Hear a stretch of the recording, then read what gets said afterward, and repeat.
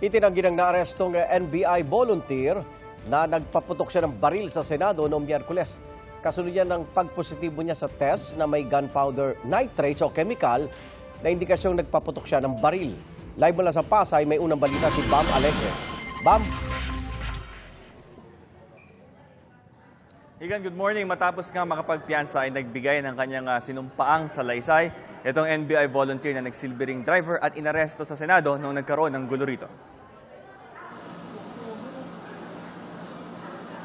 Nakapagpiyansa at pansamantalang nakalaya ang NBI volunteer at driver na isinasangkot sa pamamaril sa Senado noong May 13, Miyerkules.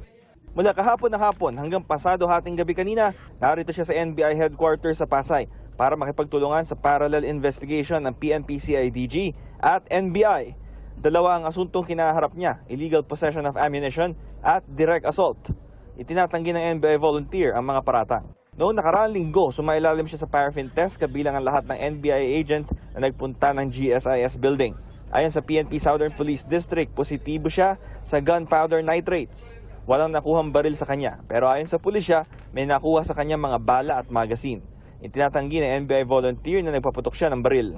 Wala po akong ipaputok na kahit anong uri ng baril. Simula nung pumunta kami at hanggang nakabalik po ako.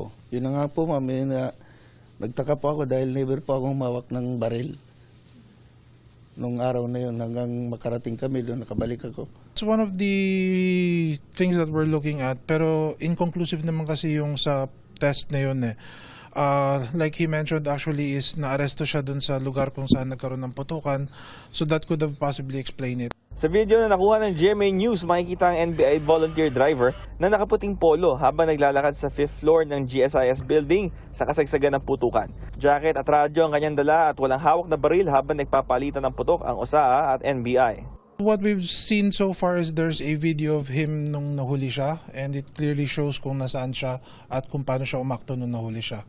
Makikita naman hindi siya nagpapaputok nung time na yon, and makikita na civil yung kanyang pakikipag-usap sa umaresto sa kanya nung time na yon. Nilinaw rin ng NBI volunteer kung ano ang papel niya sa ahensya. Ako ay napag-utusan lamang po. Ako ay isang volunteer lang ng NBI. At paminsan-minsan nagmamaneho ng sasakyan ng bureau. Bilang isang volunteer po, ugali ko na rin po na magbigay ng serbisyo kahit po walang hinihinging sahod o kapalit. Dahil po ako before, ako po ay isa ring reservist ng Philippine Army 2012 until now.